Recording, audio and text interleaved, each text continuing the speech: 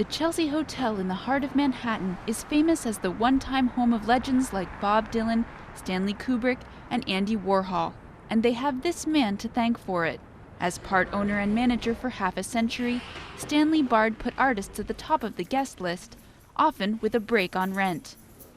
I enjoyed to establish a philosophy where the Chelsea would always be there for artists of one kind or another, whether they were struggling artists or established artists.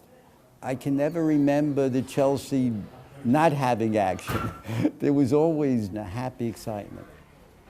Acclaimed author Arthur Miller once stayed in room 647. When Arthur came back to the hotel, he wasn't able to write.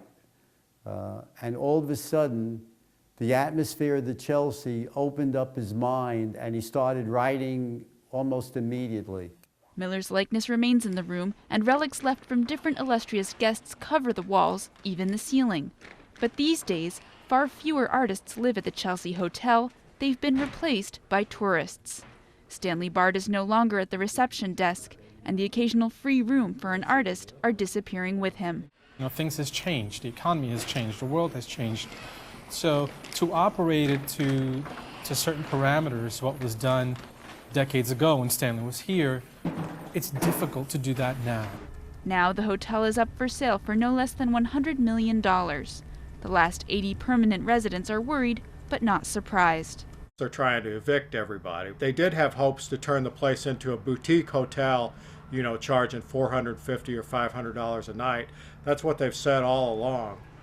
The change may have already begun to happen, but residents like Nicola L., an artist who's lived at the Chelsea for over 20 years, will not go quietly.